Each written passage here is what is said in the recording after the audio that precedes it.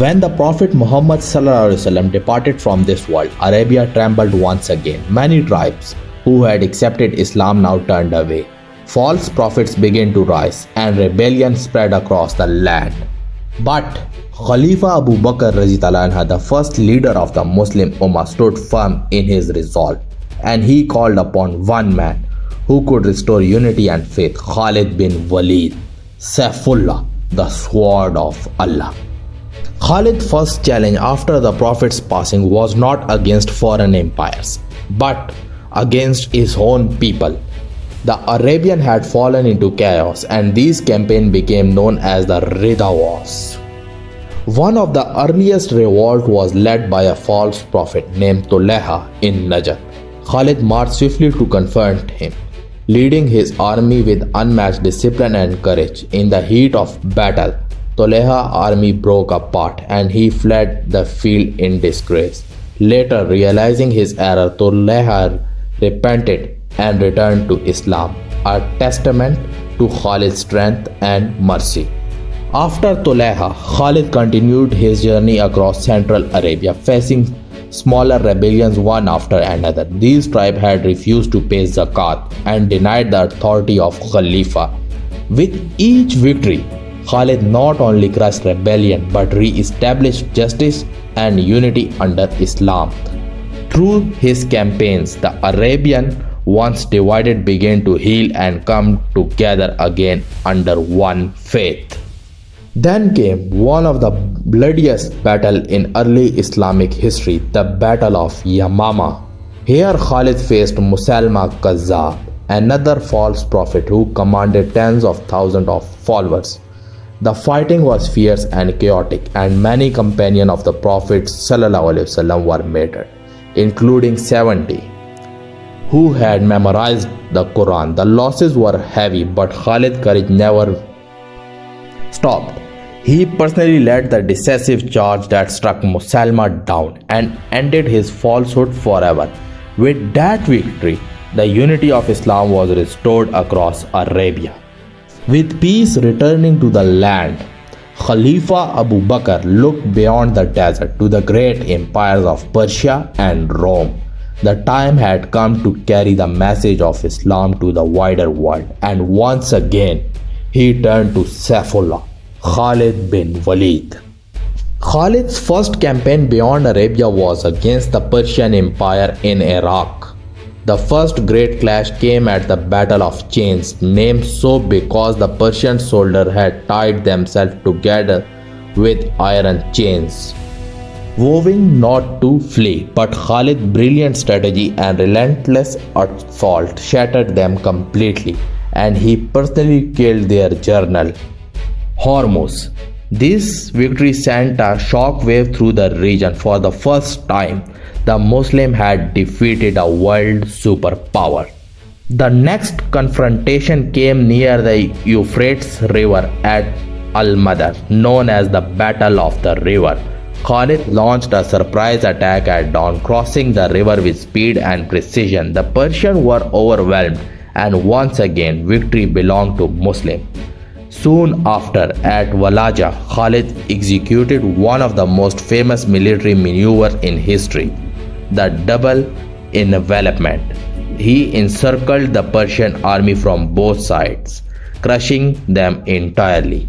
Modern historians still call it one of the most perfect tactical moves ever recorded. Khalid's campaign continued at Ulais, where he vowed before Allah that he would fight until victory, and he did. The Persian resistance collapsed completely. Soon after, he laid siege to Hira, one of the Persian capitals, but the city surrendered peacefully, and Khalid accepted it with honor, ensuring protection for its people. He showed the justice and compassion of Islam even in victory. By the end of these campaigns, nearly all of Iraq had come under Muslim control, a stunning achievement in a short time.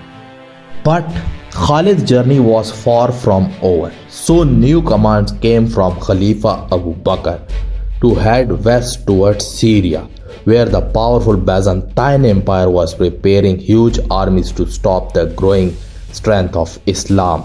The path from Iraq to Syria was extremely dangerous. A vast desert with no visible water or shelter, yet Khalid bin Waleed, with his unshakable faith and brilliant leadership, guided his men through the burning desert. It became known in history as the Miracle March, a journey so harsh that no army before had ever dared to attempt it. But Khalid made the impossible possible. When Khalid finally reached Syria, he found Muslim forces scattered in different places. With his leadership, he brought them all together and prepared for one of the biggest battles of his life, the Battle of Al-Nadain. The Byzantine army was strong, well-trained and heavily armed, but Khalid's smart planning and the unity of his soldiers turned to the tide.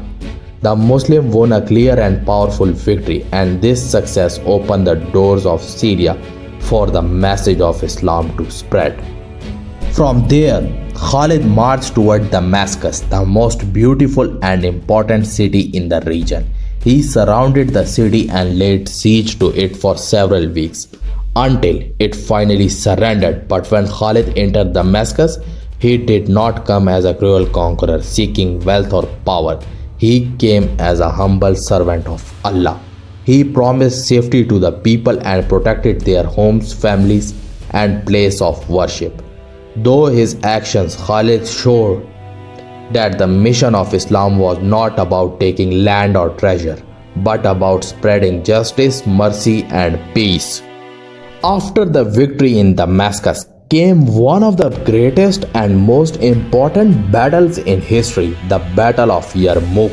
In this battle, almost 2 lakh Byzantine soldiers faced only about 30,000 Muslim fighters, led by Khalid bin Waleed.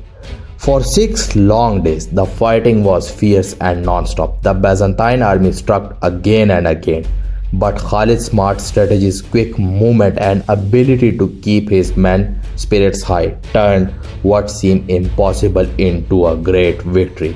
The power of Byzantine Empire in Syria was broken forever.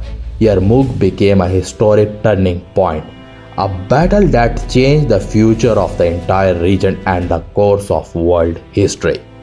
Soon after, Khalid played an important part in the peaceful capture of Jerusalem. The Byzantine leader, known as the Patriarch, agreed to surrender the city only to Khalifa himself. So Khalifa Umar bin Khattab traveled from Medina to personally accept the city's surrender. Khalid was there during this great and historic moment. The holy city of the prophets came under the protection of Islam, not through war or bloodshed, but through peace, respect, and honor. After all these great victories, Khalifa Umar bin Khattab made a surprising decision. He replaced Khalid bin Waleed with Abu Ubaidah as the new commander of the Muslim army. Many people were shocked because Khalid had never lost a single battle and was loved by his soldiers. But Khalifa Umar's decision was not due to any mistake or failure. He deeply respected Khalid but wanted to send a powerful message to the Muslim world that victory and success come only from Allah, not from the strength of one man, no matter how great he is. Khalid, being a true believer, accepted his order with complete obedience and humility. There was no pride, no anger, and no complaint in his heart. Instead of walking away, he continued to serve Islam as a simple soldier, fighting under the command of Abu Ubaidah, the same man who had once served under him. This act showed Khalid's true greatness, that his loyalty was not to power or position, but to Allah and his cause.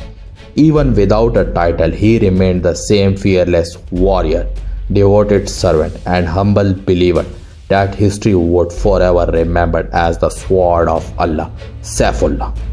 Years later, after many victories, Khalid bin Waleed was removed from the army by Khalifa Umar bin Khattab. This time it happened because Khalifa simply wanted to show that no one is above the rules of Allah. Khalid accepted this decision with humility and patience, and he did not argue or complain. In his final years, Khalid bin Waleed looked back on a life filled with battles, victories, and service to Islam. He once said with deep emotion, "I have fought in 100 battles seeking martyrdom, yet here I die on my bed like a camel. May the eyes of coward never sleep." These words showed his courage and his wish to die as a martyr on the battlefield. But it was Allah's will that the sword of Allah should not be broken in war. Khalid passed away in Homs, Syria, never defeated in any battle he fought. He was a warrior who had once fought against Islam but later became its greatest defender. Before Islam, he fought for pride and glory, but after accepting the faith, he fought only for Allah and his message. He defeated the strongest empire of his time, the Persian and the Byzantines, yet remained humble and obedient to Allah. The world remembered him not just a general but as Saifullah, the sword of Allah, a title that will forever shine in the pages of history. And that was the story of all the great battles of Khalid bin Waleed, the undefeated warrior, the sword of Allah. His courage, faith, and leadership changed the course of history. If you enjoyed this video and learned something new, don't forget to like, share, and subscribe to the channel.